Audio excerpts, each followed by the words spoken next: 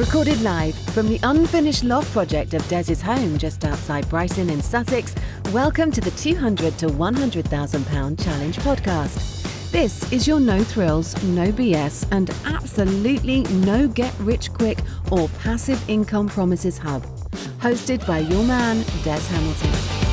Hello once again, and a very warm welcome to every one of you out there in pursuit of that transformation and triumph. I'm Des Hamilton, and you are listening to the 200 to £100,000 Challenge podcast, where we unfold the raw, real story of me turning that £200 I snaggled from the joint account into a life-changing £100,000. And not just that, I'm building this e-commerce empire, the ticket to the fabled financial freedom that me and my wife are looking to enjoy. As we talked about last week, we're going to revamp the whole mentoring program, and we're going to record it. Well, it's our mission to make it as slick and as professional as possible, so you know that when you're paying your money out, you're in a safe pair of hands. So to that end, we've gone all out to get the best sort of professional looking outfit you can find. So I've been using the Brighton University podcast recording studio. And I walked into this room and this tripod was set up with a £2,000 camera on there, these lights that were blasting out as if I was Beyonce, for God's sake. Radio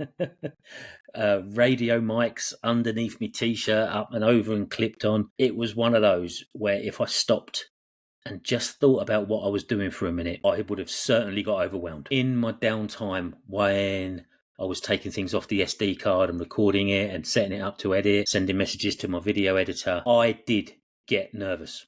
And I don't think I talk about this enough, because I often talk about my imposter syndrome, and yes, that's a thing. But I'm willing to bet that anybody that's been in my position the first time they went and did this, whether they sell a course, whether they do one-to-one coaching, live mentoring, whether they produce an ebook, the first thing that they create, there's this feeling in there of, what the hell are you doing? This is not you. What if no one likes this? What if people see through you? What if people go, you are just a 13-month Amazon seller who is chancing his luck running a podcast from his kitchen? Who the hell are you? And it's scary. And I get it all the time. I answer questions all the time on Facebook and TikTok and Instagram. Come follow me on Instagram, please. My numbers are low. YouTube even. I want to get started, but I'm scared. I want to get started, but I'm overwhelmed. And we went through this last week, didn't we? We talked about our fears. We talked about this feeling of being overwhelmed and the habits that you can put in place to compensate that. I want you to know I get that too, and I still do. And I'm willing to bet even the biggest entrepreneurs out there stepping out of their lane for whatever their lane may be. Yeah, it's scary. It's overwhelming. You will stop and you will say, what the hell am I doing here? What if it all goes wrong? But you can't succumb to that. And I'm saying this from a place of understanding, because I felt it and I feel it every day. Especially, we're relaunching, we're revamping, we're putting incentives in place, we're putting discounts in place. We're going to launch a competition soon to get exclusive mentoring for 2 years from Steve and I. But this isn't my life. I want it to be, and I'm aiming for it to be, but it still isn't my life. I'm recording this at 7 o'clock in the evening on a Monday at the moment. I've got so much to do at work tomorrow in my day job. It's clouding my brain, and I'm living two lives, and it's freaking me out, and it will do, and it has done, and it's going to. But there's no question of me stopping, because I've got my habits in place, because I've written my goals down, because I've articulated what I'm going to do. It doesn't make it any less scary. I tell my kids all the time, being brave isn't just about doing the crazy thing. It's about feeling scared and doing it anyway. So if I can pat myself on the back and call myself brave, I'll take it. But I want you to know, and I'm going to share this more, no matter what field you're in, whether it's Amazon, whether it's content creation, whether it's affiliate marketing, digital products, all of the things that we do supply, I'm overwhelmed in nearly all of them. But you just got to get cracking. And there's going to be a theme here, because I'd like to talk about my guest, because I'm so excited about this episode. It's an episode that I've been trying to put together for months, and reasons that we'll explain can understand why it's taken so long to get this one off the ground. I have been looking for a long time. I wanted to start this podcast as an Amazon niche thing because my community is mostly built on Amazon sellers, but I want everybody to know that, even in the Amazon world, there are digital streams of income waiting for you if you take action. And I'm desperate to bring on my guest because she is a shining example of what can be achieved with mindset and drive. I am thrilled to introduce our guest today because she has had a journey that resonates so closely with my own adventure. The only main difference is that she didn't take the Amazon FBA route. Today, I'm speaking with the lady behind the TikTok account at Start a Business With Me, who talks of AI, business, and automation. She is Helena Biase. It's been pretty much a full year since Helena embarked on her bold and ambitious journey, not unlike my 200 to 100,000 pound challenge. A year ago, Helena hit the record button on what was her first TikTok video, and she set out to discover if she could make £100,000 in 12 months. And she wanted to do it by diving into the myriad of online side hustles. Like many of us at the start of her journey, she had no clear roadmap, no predetermined business to launch, or a fixed strategy on how she was going to achieve this goal other than taking action no matter what and staying consistent, taking in the opportunities that presented themselves to her. Fast forward 12 months later to today, and Helena's life has been transformed dramatically.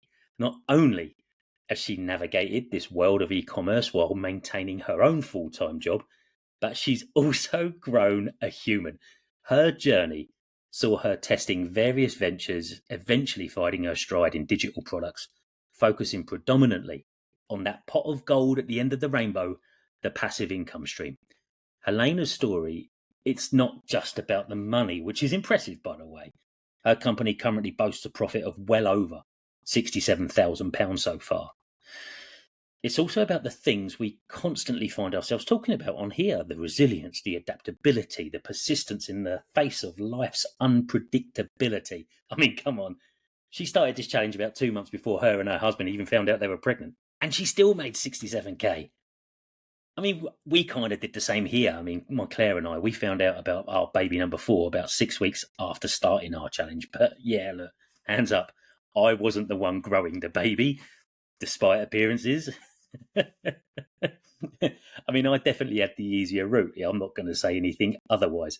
But all kidding aside, the parallels to Helena's and my journey are uncanny, from setting these targets, dealing with the ebbs and flows of businesses, to juggling personal commitments and family alongside what are our professional aspirations. And there's probably more, because just like me, Helena has grown an incredible TikTok following from scratch, having had no experience in community building. And she's amassed just shy of 70,000 followers in under a year, because her commitment to consistent content creation and community engagement, all while balancing everything and spinning plates everywhere, it's nothing short of ridiculously inspiring. So as we get into our chat with Helena, let's explore the strategies, the learnings, the insights that she's gained from this year in her pursuit of her goals. So whether you're an aspiring entrepreneur, a side hustle enthusiast, if you will, whether you're thinking, maybe I won't go down Amazon, maybe I'll explore other routes, and you're curious about the power of digital products and passive income promises, this episode is going to be a banger for you. Let's get into the interview. I'll see you on the other side. We'll have a little chat about what we thought about this part of it, because we're going to run 2 weeks on this. And I'll throw in a tip of the week for good measure as well. Why not? It's Christmas. See you on the other side. Helena, welcome to the show. Really, really lovely to have you on here. Thank you so much for coming on. Thank you so much for having me, Des. I'm so excited for this chat. Oh no, the pressure's on. I want to highlight as well. Are you still on maternity? Because I feel privileged. I absolutely am on maternity leave. I've got a 9-week-old baby, and who my mum has taken out for a nice little walk whilst we record this podcast. Right. Okay. No message. Let's get into it. So I've already told the people that your challenge. Actually, I'll tell you what. Why don't we do it ourselves? Talk us through your challenge, what it is you aimed to do this year, how it was you got there, and we'll go from there. Okay. So I started out almost exactly a year ago to the day that we're recording this. We're recording on the 13th of December, and I started on the 11th of December. I was on TikTok. I was just scrolling through my feed, and I just kept seeing these, everyone knows what I'm talking about when they say you see something, and literally the hook starts with, here's a side hustle for the broke and lazy. Here's this business for someone that you can start out and then you can suddenly make £10,000 a month. And my day job, which I'm sure we'll come into, is that I'm a venture capital investor. So I live and breathe businesses. That is my job, to look at them, to look at what's good, to look at what's going to make money, to assess a market, and to see whether or not we want to invest in it as professionals. And I've been a serial entrepreneur my entire career. So I've been doing this for 17 years now.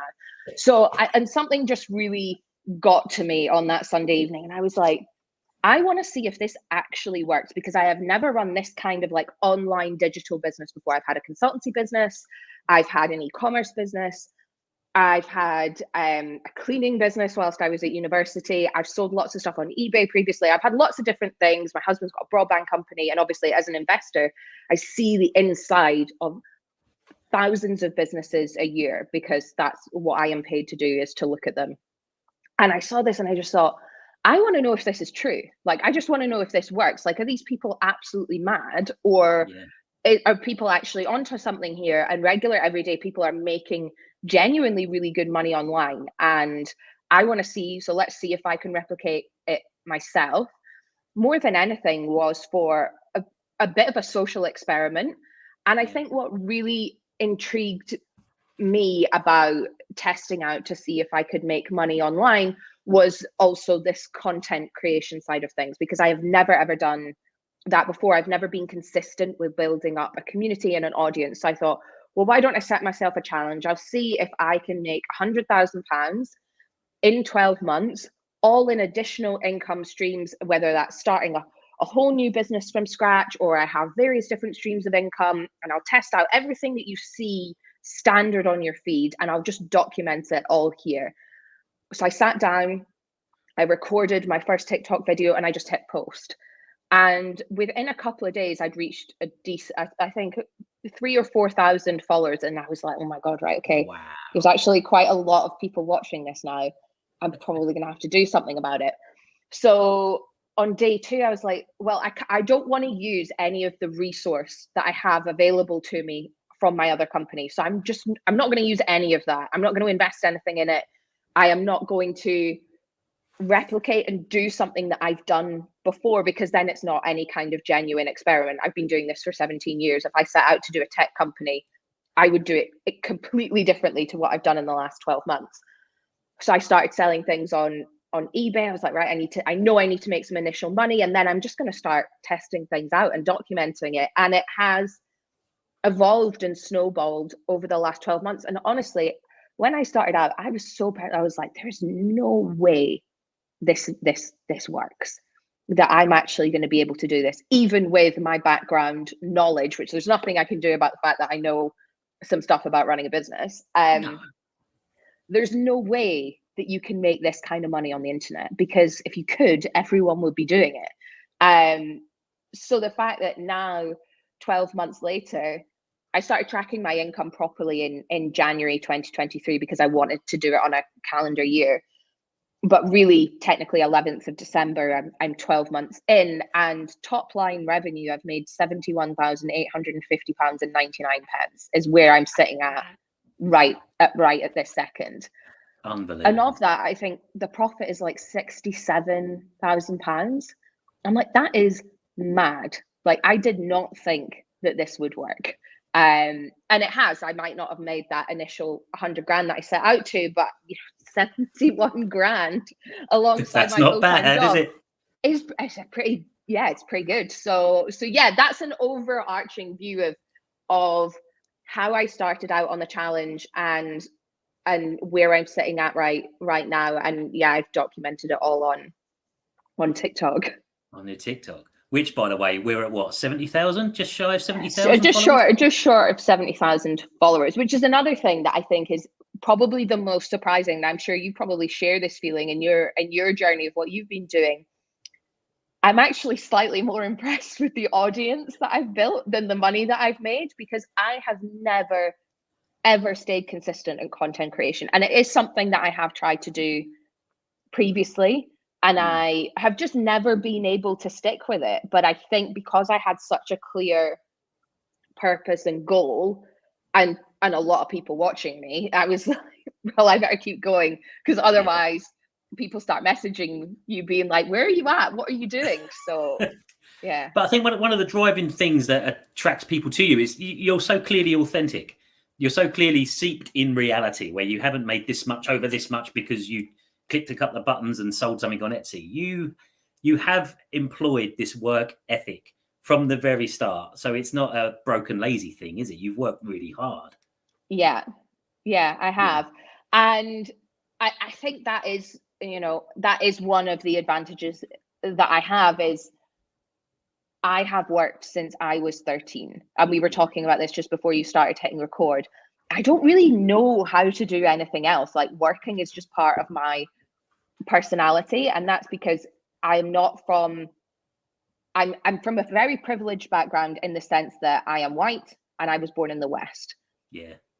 Which, let's all acknowledge the fact that we are extremely lucky to be born in that position. And then I was born with parents that, loved and supported me, but they didn't have any money. And when I was 13, I started to want to have things that typical 13-year-old girls want, like GHD hair straighteners and whatever Boyzone album was out at the time. And my mum was like, great, welcome, you've got you can legally work now, off you go. And I got my first job washing dishes, and I have worked ever since. And I've always made my own money. And I very quickly worked out, when I was about 16, I was being paid £5 an hour to hand out leaflets as a club promoter, which, that's a separate story. It's like, why were they employing 16-year-olds to hand out leaflets for £5 an hour? But anyway, or I could sell stuff on eBay. So I started buying things on the high street, and this was before our main high street stores like H&M and Topshop sold internationally. They didn't have their own e-commerce websites,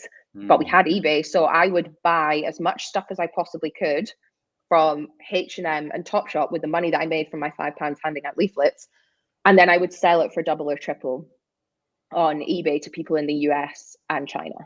Wow. And that is how I started making money for myself when I was really, really young. And I had some really good breaks that meant that I could save up a decent amount of money, and I went to university, and I just always kept running businesses. And it's kind of, I sometimes when I talk to my friends, they're like, what happens inside your brain? Like, I'm not really sure, because I've just kind of programmed it in this way to look for businesses absolutely everywhere.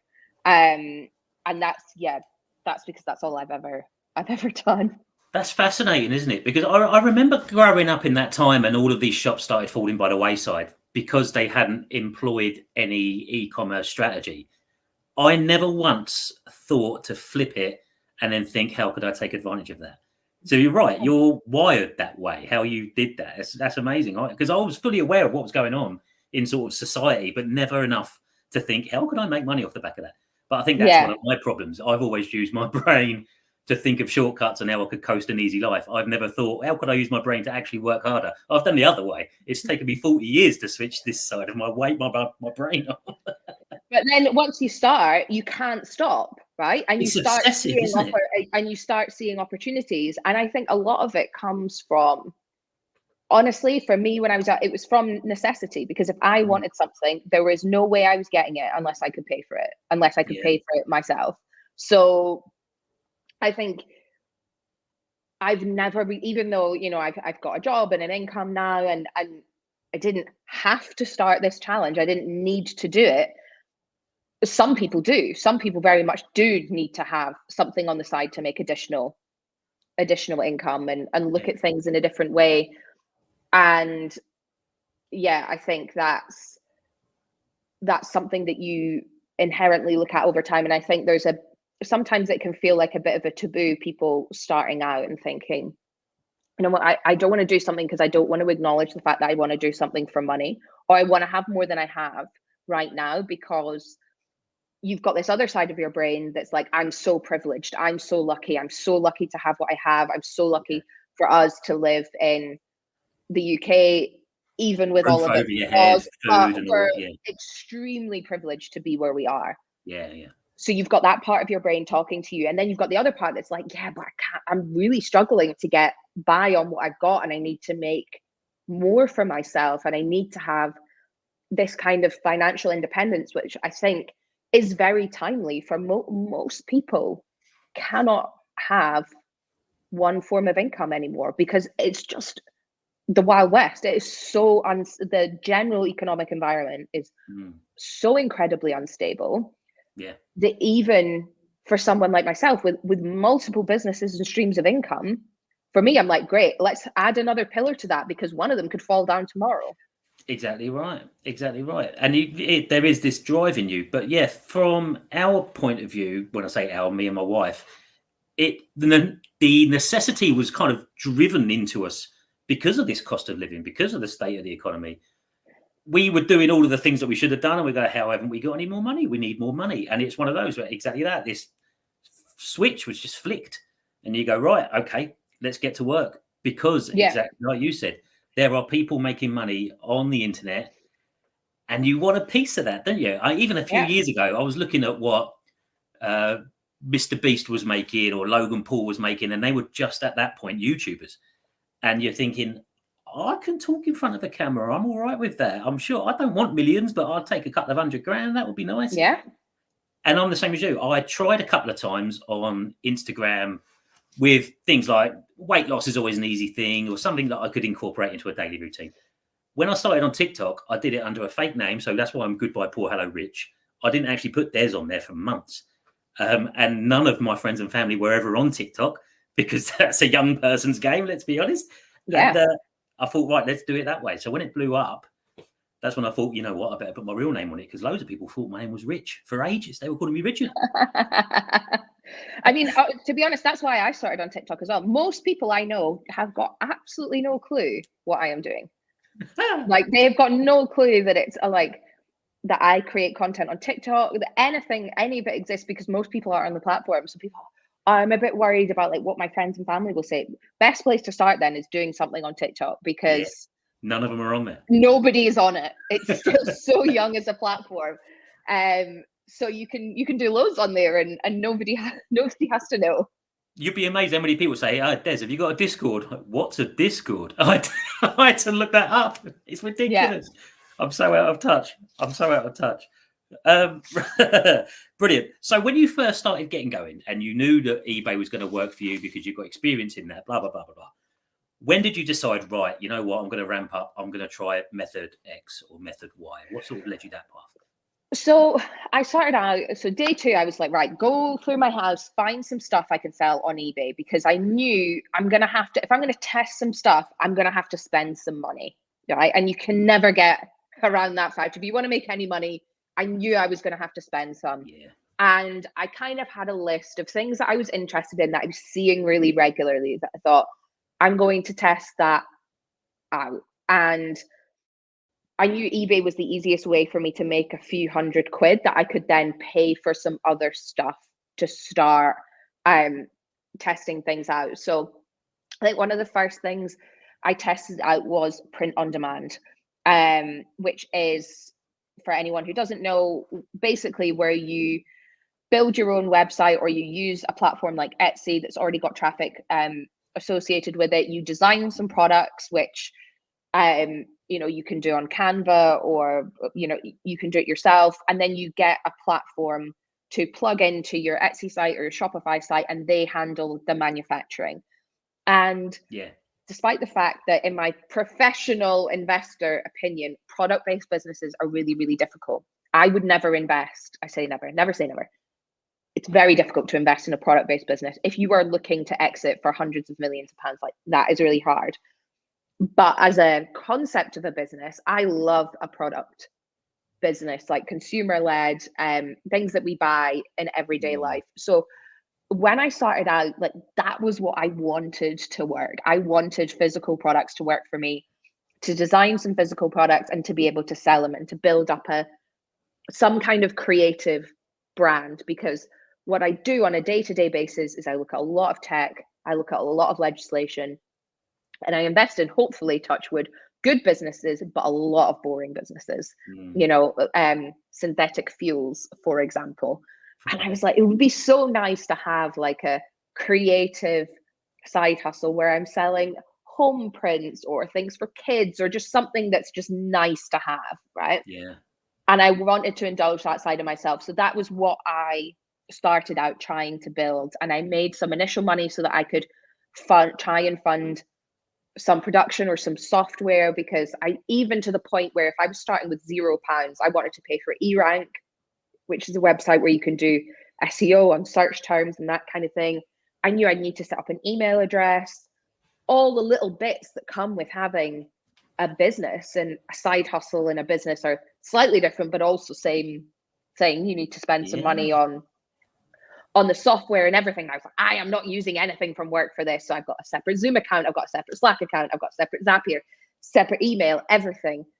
And I knew I needed to pay for that. So started out on eBay, made some money. Then I think one of the first things I properly tested out was physical products and print on demand.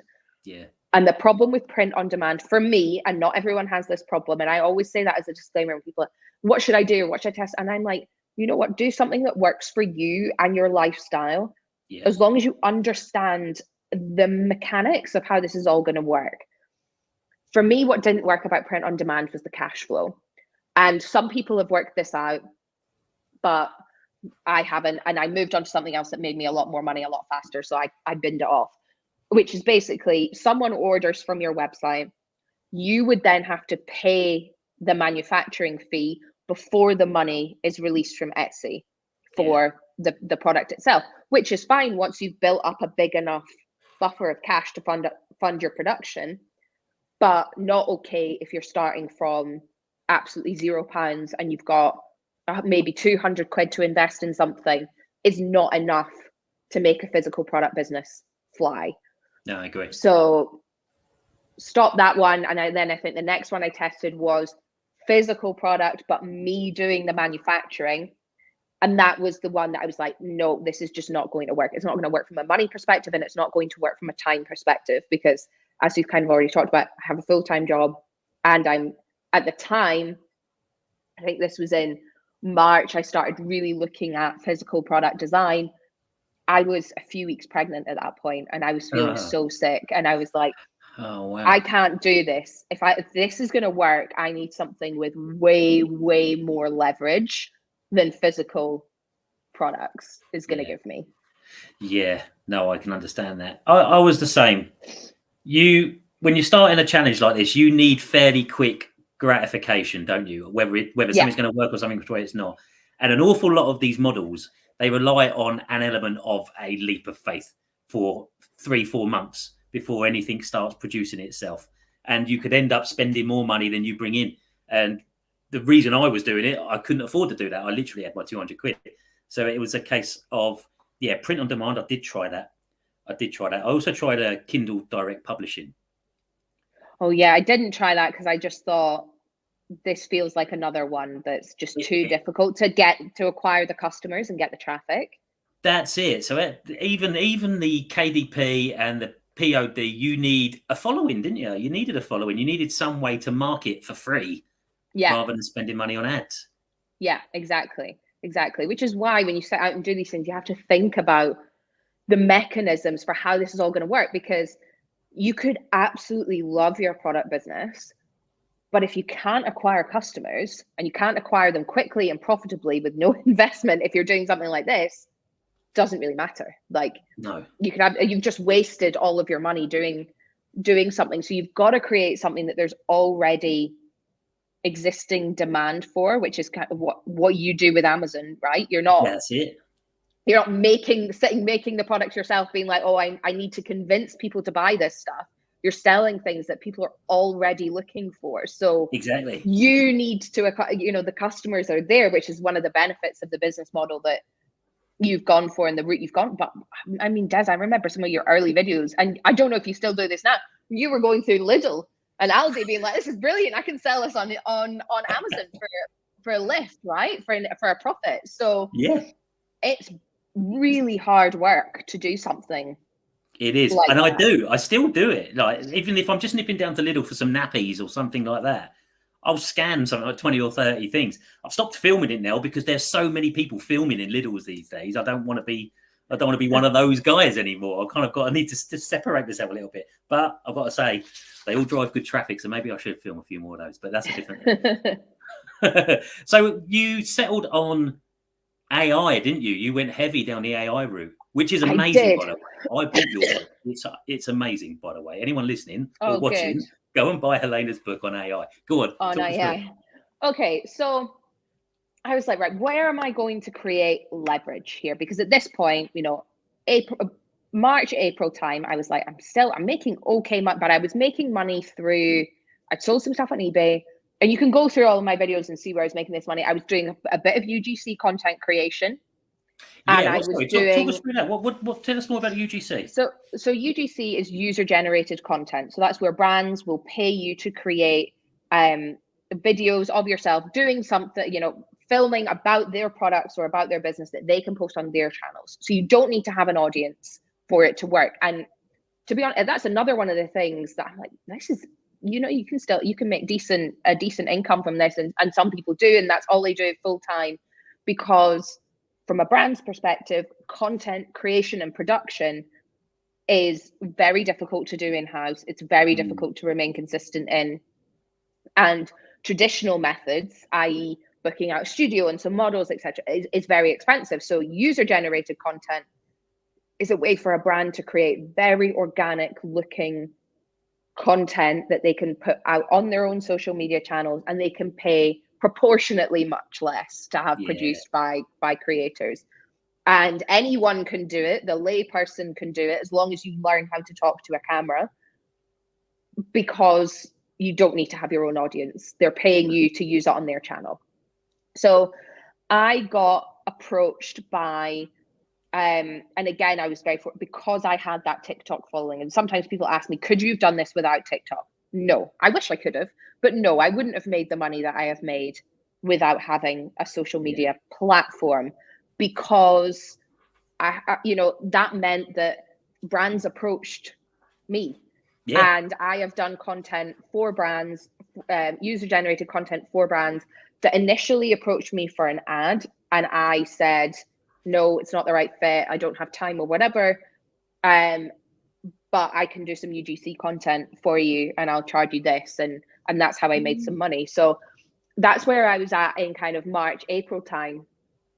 And I thought, right, I'm pregnant, I need serious leverage, because I was originally, when I started out, I was like, I'm going to do this side hustle for an hour a day.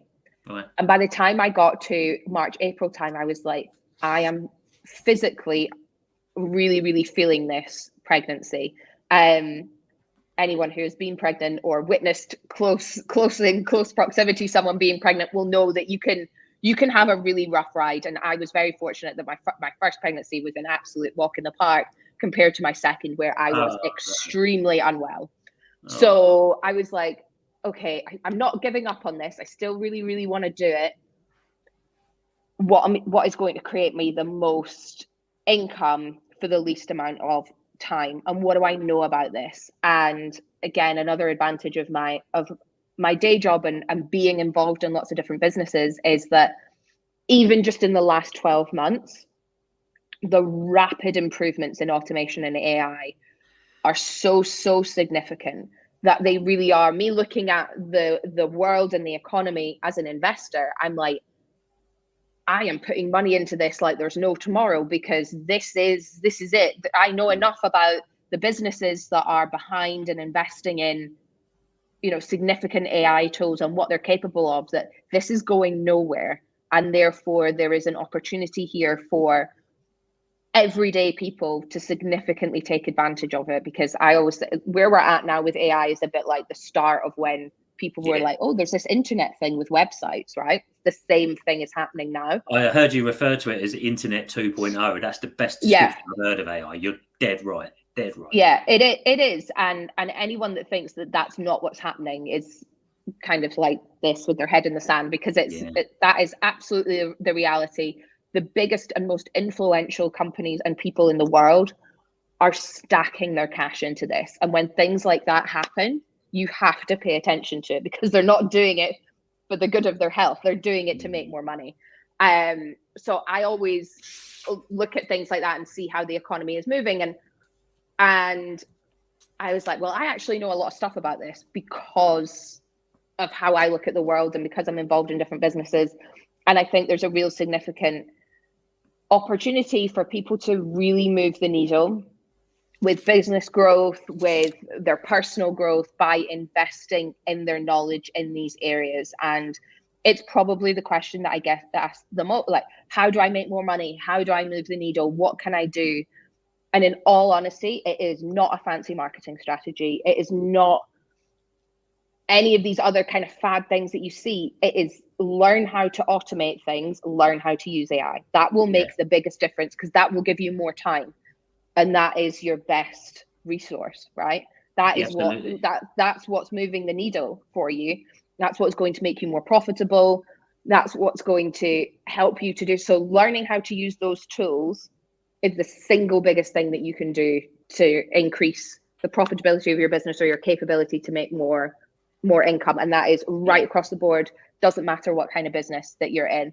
Yeah. So I settled on that, and it was my husband was like, you do this all the time. Like, you know what's like automating stuff is our life is on automation. Like, I don't think about anything. It just arrives in some kind of automated fashion. He's like, people pay a lot of money to know what you did, because most people don't know how to do that. You think they do because you're so used to it. But most people don't. But most people don't know how to do this. So I started selling passive income, which I'm sure we'll talk about. Like, what does passive income actually mean? And we all know that there's nothing really truly passive, because you've actually got to do something in the first place. But and we are definitely covering that. But digital products, I was like, there's something here with this, because I can create it, I can download all of my knowledge, and then I can sell it to people. And I think because I found I was selling something I'm selling something I know a lot about. I'm selling something that a lot of people want to know about, and there's a demand for it.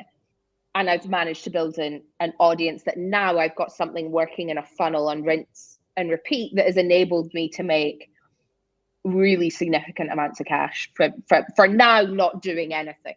But I had to build it to begin with. Absolutely. And it's an ever increasing circle, isn't it? Because you've got, this is how I'm making money. I'm making money doing this. I'm using AI to make money. Oh, and by the way, here's my book on how I used AI to make money. And it goes round. It's perfect. And it came right just at the right time as well, right? Yeah, it has. So I've really hit a market at a good time. All right. That's as good a time as any to hit pause, to leave you champion at the bit, ready for next week. Next week, we're going to cover much more about what it is that Helena talks about in terms of her AI expertise, and how automation is shaping not just her business, but also her personal life, freeing up that time commodity to allow her to go forward and make more money. It was fascinating talking to Helena, and we spoke for about an hour and 20 minutes, and it flew by. And we've definitely got enough content where we can bring her back on and probably do another couple of weeks. We didn't even talk about the awesome journey that her and her husband have been on as entrepreneurs up in Glasgow, when they realised the internet broadband wasn't as good as it should be. So they went ahead and developed their own broadband service. That's incredible, isn't it? Looking back on this part of the interview, the couple of takeaways that stand out for me are all based upon the modern shaping of the landscape of what modern entrepreneurship is turning into in the face of the digital age. And we are really early in the digital age. It feels like we've been in it forever, and it feels like the best things have passed us by, but that's simply not true. When we talk about artificial intelligence, we're at the tip of the iceberg. And if you get involved now and you learn about it now, only good things can happen. So before we get into next week's and we start talking about it in real depth, let's reflect on what we've already picked up on. Number one, the power of being adaptable when you're stepping foot on your journey. Because Helena's journey and my journey, they're very similar in this. And I'm hoping it's enough to strike you enough that you can implement it when you plug into yourself enough. Because what she did is that she emphasized this need not just to stick to one method, even though she really wanted to do it. She really wanted to focus on those physical products. But she kept her periphery open. And she kept open to testing different strategies to figure out which one would suit her best, using the knowledge and the inherent background that she's already developed in the face of a pregnancy and a deadline coming up that is one of the biggest deadlines you can ever have in your life. What she did was that she pivoted and adapted and made more money than she thought she was going to, given that she was growing a baby at the same time. Because it doesn't just open up multiple revenue streams, but it plays into the most effective and profitable avenues that are tailored to your specific skills and your specific demand. The other thing that struck me about this was this notion of embracing automation. It is a standout part, and it is enough for me to go away after I record this and revisit the book that I bought from her, in which we can talk about putting steps in place to automate as much as you possibly can. Because leveraging these technologies, they save you time, they boost your profitability, like we talked about. So with that in mind, let's get to the tip of the week. Tip of the week. Most of you are following me because I set foot on an Amazon journey that resonated with an awful lot of you. However, don't be closed-minded to think that Amazon is the only side hustle you can try. I think it's fantastic, but I do say that because it suits me. It suits my lifestyle. I enjoy it. I do get gratification from it. I know, however, having learnt enough about it, wholesale in the traditional sense isn't something that I'm going to be spending an awful lot of my time in. I am going to open up an avenue, and I am going to explore it, and I am going to put things in place to automate it as much as possible. But I won't be picking up the phone, speaking to a stranger and asking for a deal and negotiating prices, because I don't want to. I think there are enough avenue streams in other methods that I could enjoy more, that I would inspire to do well in better. Why not take that on yourself? Why not think, you know what, I'm not going to do what everyone else wants to do. I'm going to do what I'm going to do that suits my narrative, that suits my background, my culture, my age, my experience, and put steps in place that way. Don't be so narrow-minded into thinking Amazon is the only thing, because what I'm going to do in the next few weeks in this podcast is open up to people that aren't Amazon sellers to show you what is achievable in other realms. I'll also be sharing this more on my TikToks and my socials as well. That will do it. I'm really proud of this episode, and I say that before I edit it, so it could all come crashing down around my ears. Next week, we're going to delve right into the second half of the Helena interview, where we start talking about the importance of a work ethic and taking advantage of opportunities, selling knowledge. That's what we're going to be talking about, because Helena sells her knowledge in AI. Let's not kid ourselves, just like I sell my knowledge of Amazon and my experience as a trainer. We talk about implementing automation, and we talk about implementing these things that make us more efficient in life and business. And the biggie, we talk about this notion of passive income.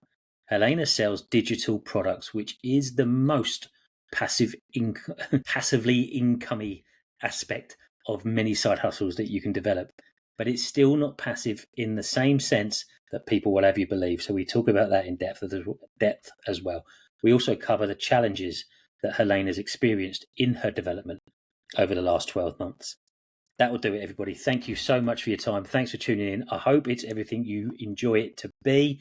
Please keep on spreading the word. If you are enjoying the show, give me a rating or a review. Let other communities know, not just Amazon selling communities, because we're trying to be the podcast for new and experienced entrepreneurs in multiple disciplines. Get listening, get spreading the word, get involved. That will do it. Let's bring in the music. Let's bring in Robin. Have yourselves a lovely week as we get close to Christmas. I'll see you next week. All the best.